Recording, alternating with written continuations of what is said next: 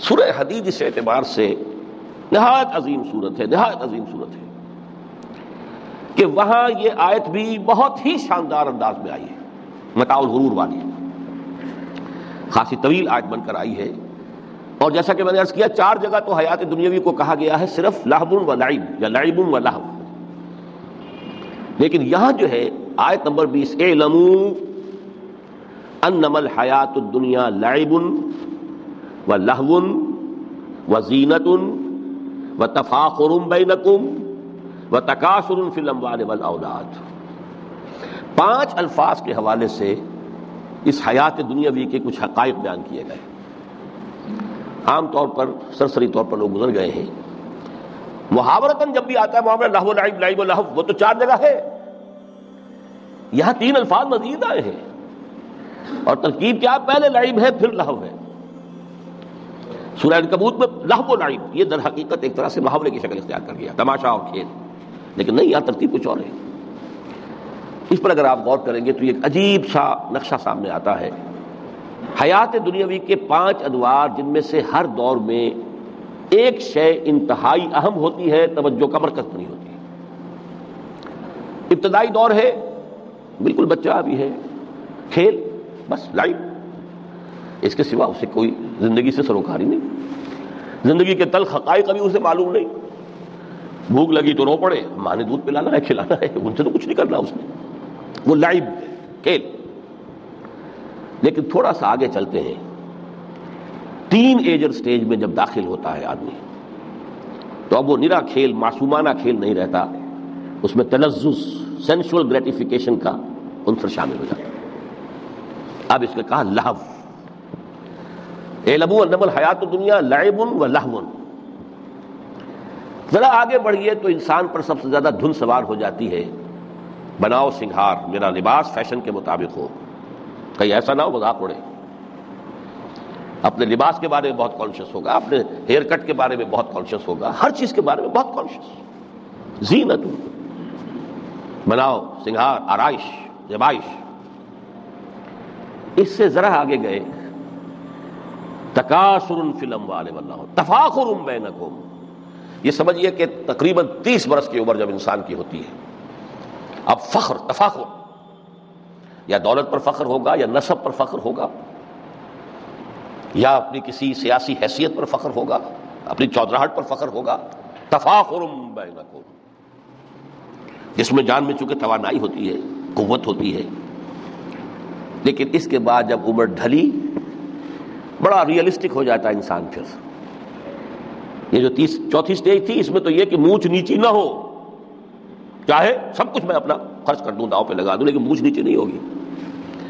آخری سٹیج وہ ہوتی ہے کہ پھر ہوکا لگ جاتا ہے آدمی کو، تکاثر فی الاموال والاولاد، مال اور اولاد کی کثرت، کثرت، کثرت۔ اب یہ ہوتا ہے کہ مونچھ نیچی کیا، مونڈ بھی دی جائے تو کوئی حرج نہیں، مال آنا چاہیے، ویری ریئلسٹک۔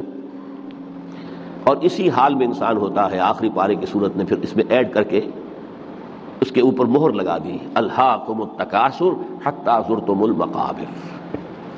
یہ تکاثر جو ہے پیچھا نہیں چھوڑتا، اتنی دولت بھی ہے کہ آپ کی 10 نسلیں کھا سکے اطمینان سے بیٹھ کر، تب بھی صبر نہیں ہوتا۔ بڑے میاں کی ٹانگیں جو ہیں وہ قبر میں لٹکی ہوئی ہیں، لیکن تکاثر جو ہے، تکاثر مال، وہ پیچھا نہیں چھوڑتا، حتی زرتم المقابر، یہاں تک کہ قبر تک جا پہنچے، قبر میں اتار دیا جائے، جب تک ٹانگیں صرف لٹکی ہوئی ہیں اس وقت تک نہیں۔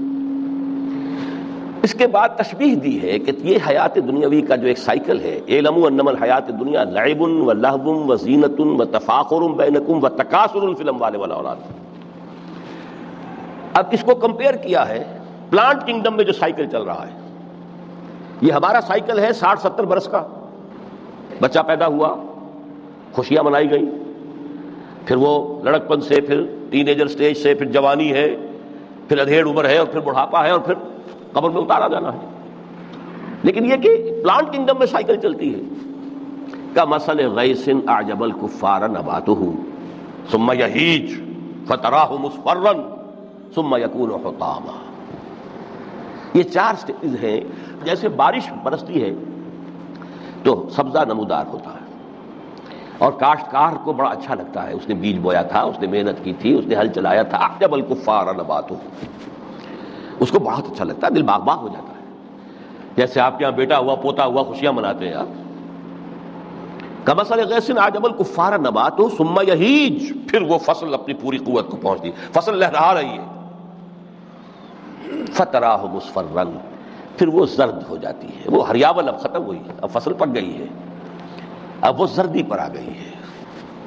ثم یکون حطاما، پھر وقت آتا ہے اگر وہ خضرو گھاس ہے تو پھر وہ چورا چورا ہو کر پھر وہ مٹی میں مل جاتی ہے، اور اگر فصل ہے تو کھیتی کٹ گئی، اس کے بعد کیا رہ گیا وہاں؟ وہ چورا ہی رہ جاتا ہے باقی۔ یہ لائف کا سائیکل چل رہا ہے، 3 مہینے کا ہو، 4 مہینے کا ہو، یہ ہے پلانٹ کنگڈم کا، وہ ہے سائیکل انسانی زندگی کا۔ اب فرمائی ٹیپ کی بات جو ہے، وَفِي الْآخِرَةِ عَذَابٌ شَدِيدٌ وَمَغْفِرَةٌ مِّنَ اللَّهِ وَرِضْوَانٌ۔ دیکھو دنیا کی زندگی تو ان سٹیجز سے ہو کر گزر ہی جانی ہے، جو پیدا ہوا ہے اس پر بڑھاپا بھی آئے گا، موت بھی آئے گی۔ کل نفس ذائقۃ الموت، جو سورہ آل عمران کی 185ویں آیت کا پہلا جملہ تھا۔ ہر انسان کو جو پیدا ہوا موت آ گئی۔ اب یہ ہے کہ وہ کہیں آپ نے محل میں گزار لی زندگی، کسی کٹیا میں گزار لی زندگی، کسی کی فٹ پاتھ پر گزر گئی زندگی، زندگی گزر جاتی ہے، گزرتی ہے، اور ان 5 سٹیجز میں سے ہو کر گزرتی ہے۔ آپ گندی گلیوں میں بچوں کو کھیلتے ہوئے دیکھتے ہیں، وہ بھی کھیل رہے ہوتے ہیں، نالیوں کے پانی کے اندر کھیل رہے ہوتے ہیں، ان کا بھی کھیل ہے، گندے جوہڑ میں کھیل رہے ہوتے ہیں، وہ تو ہے زندگی کی وہ سٹیج جو ہے کھیل کی ہے۔ کسی کے پاس بڑے قیمتی کھلونے ہیں، ان سے کھیل رہا ہے، کوئی اس طرح گلی ڈنڈا کھیل رہا ہے یا کچھ اور کھیل رہا ہے، لیکن وہ 5 سٹیجز تو آئیں گی۔